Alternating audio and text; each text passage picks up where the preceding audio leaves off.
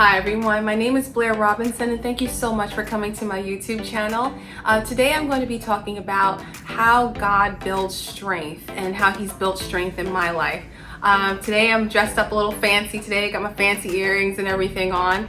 And why? Because this is something like this is what I usually wore in sales when I wanted to exude confidence and strength and I wanted to come into the office and know I'm closing some deals that day.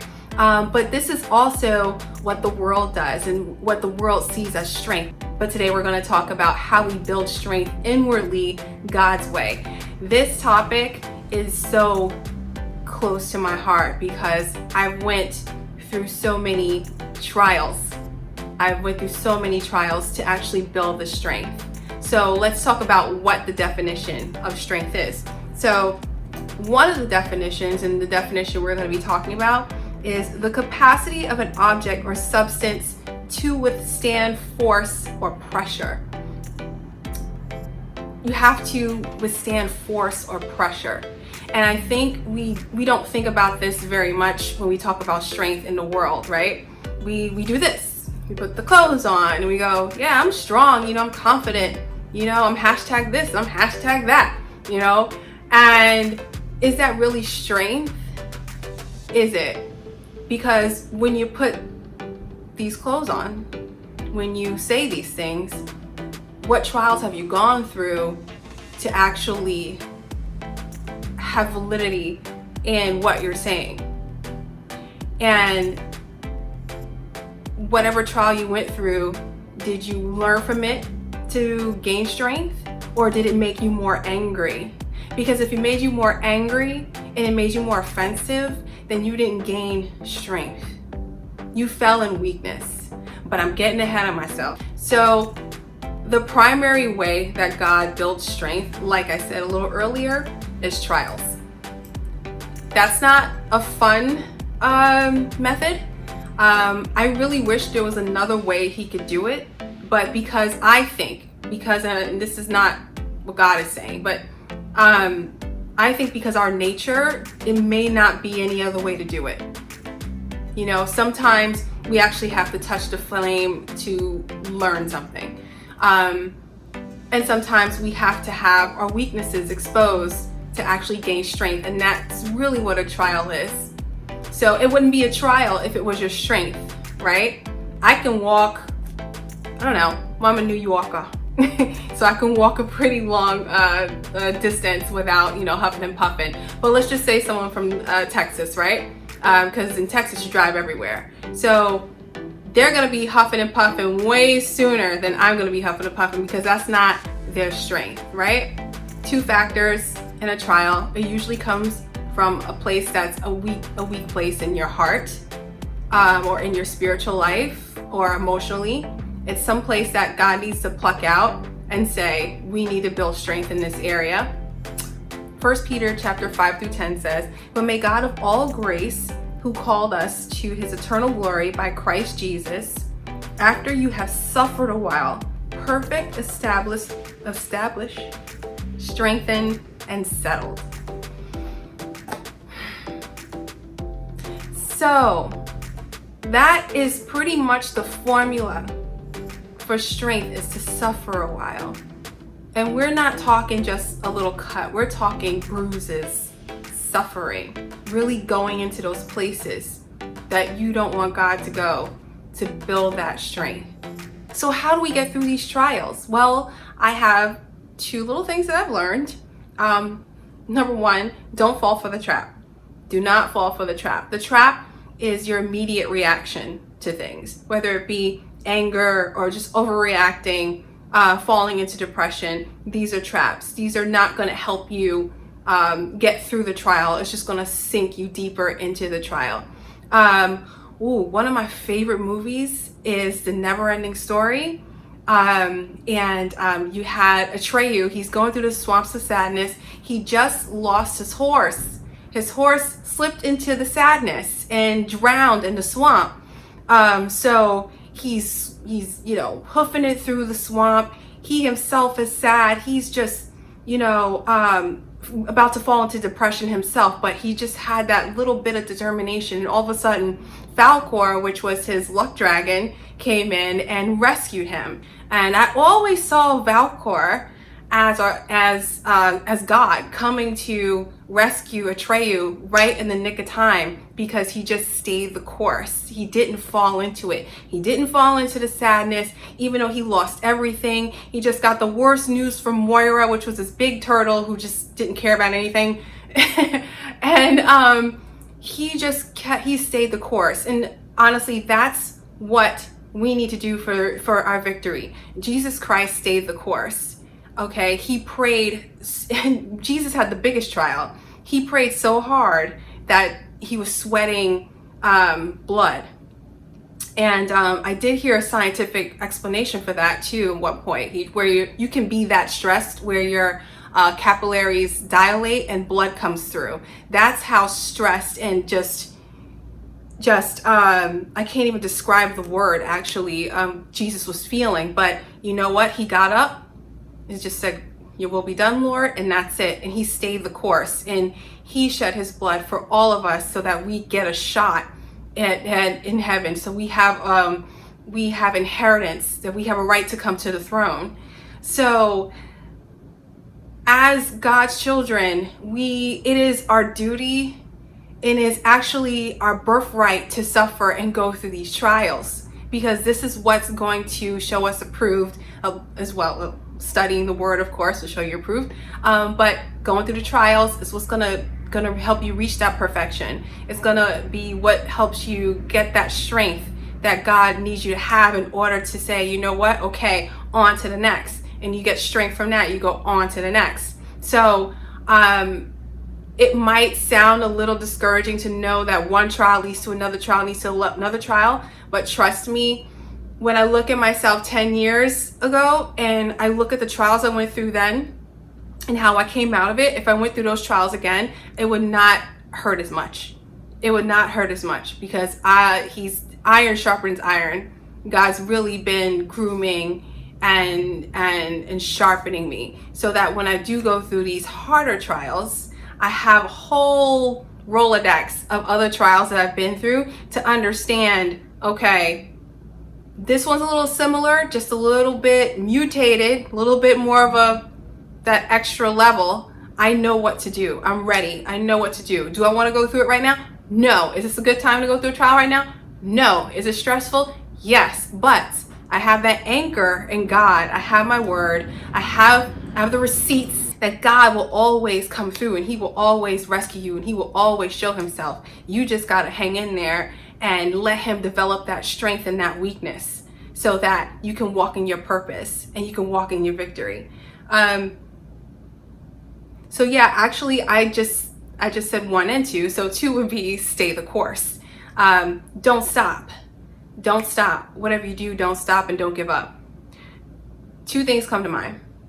There was a time where I don't think I was hearing from God much, and I was very confused about my life.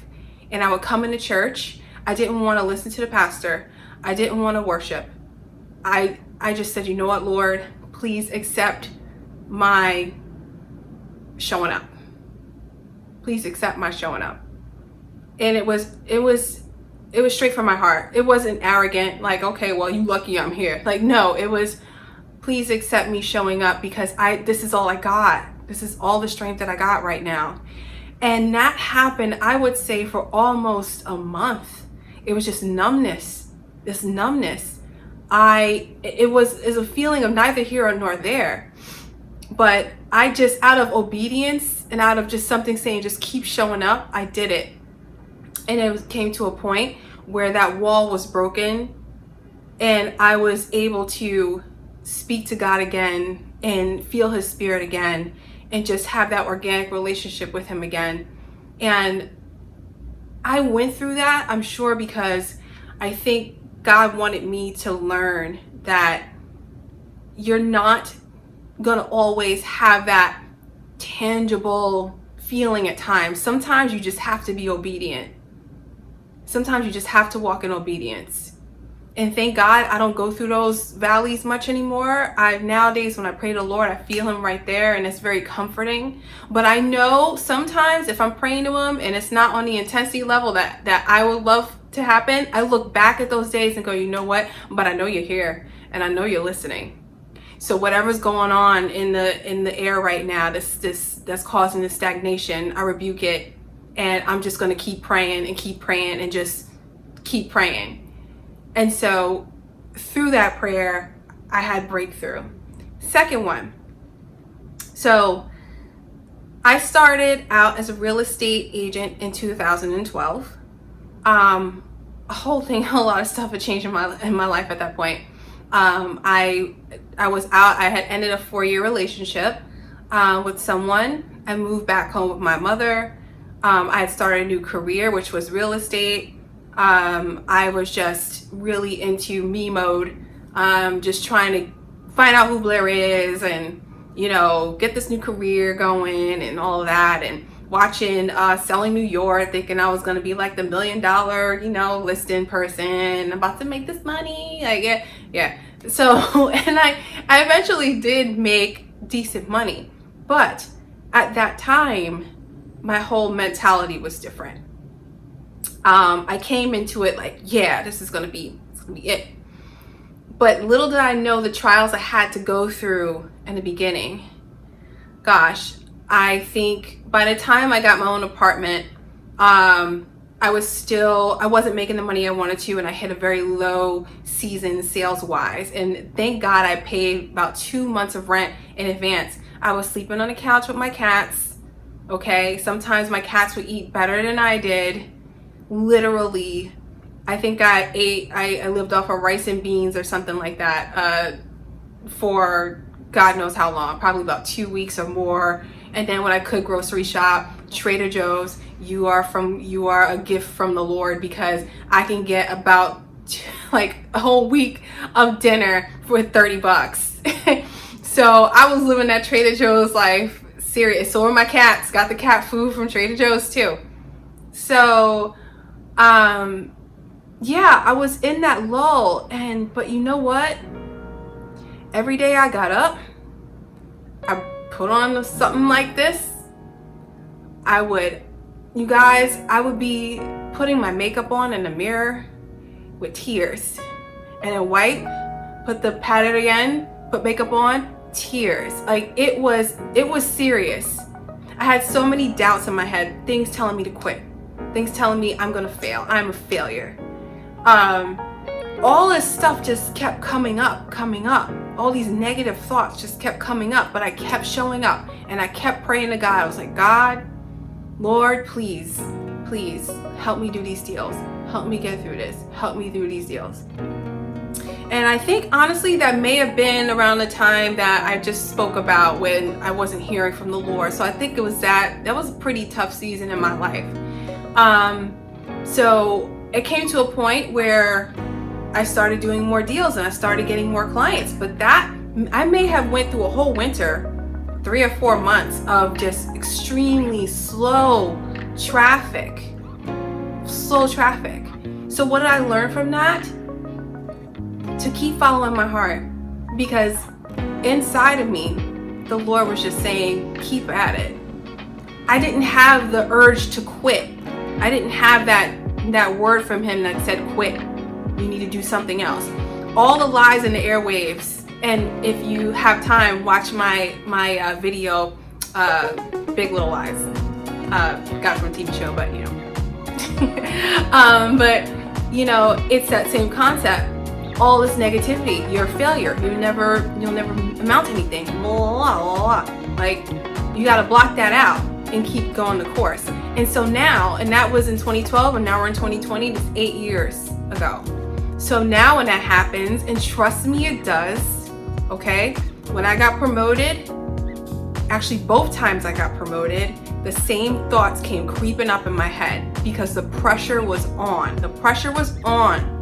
And the funny thing is, when people favor you and people believe in your abilities, you feel the pressure more. But during that time, I look back at the girl in 2012 who had just started, and say, you know what? I'm gonna survive this. I'm gonna show up. I'm gonna pray as much as I need to. If I gotta leave my office and go to another room and pray, which I have done, I did it. I'm gonna do it. At the time, my office was not too far away from St. Patrick's Cathedral. On my lunch break, and there was another church over there, on my lunch break, I would go in there and pray. I'm not Catholic, but I was like, oh, Jesus is in here, let me go. let me pray, let me get focused. You know, I'd be in there putting at God's feet. God, I'm stressed out. God, give me the strength. Give me the strength. Give me the smarts. Because I feel like I don't feel smart. I don't feel smart enough for none of this. But I know it's a lie. Show me. I have this due. I have that report due. Help me get through it. Be my cheat sheet. Like, help me. Because you're coming in, you're like, you got the whole outward. But inward, you're just like, oh my God, can I do this? And that's what God works on. So now when I keep going through that cutting, I keep going through that and keep going through it, and it comes again, my inward is no longer like this. My inward's like, all right, you got it in you, Blair. You hear all the noise. Here comes the negativity coming down in 3, 2, 1. Oh, you're not good enough. Okay, yeah, I could have thought, okay. What's the other one? Oh yeah, you're not smart enough. Oh, I've seen you before. What's up? How about y'all need to go and go have a seat, because I know inside of me I am strong. God has proven it, and he's also proven that he's on my side. And he's also proven that when he shows me my weakness, that he's gonna bring strength out of that. So when the weakness does come out, I'm just like, okay, hi weakness, the Lord is about to really grow you up. You're about to put on your big girl pants right now. So that's what I learned about strength. That's what I learned about how God gives us strength through these trials, guys. Through these trials. And when you look back, you'll be so proud of yourself. You will be proud of yourself for actually sticking it out. But your relationship with God will get stronger as well. And I think that's the whole point. The strength, that will give you faith as well. So you'll be able to stand and say, God has never failed me, and mean it. So I hope this video has been a blessing to you.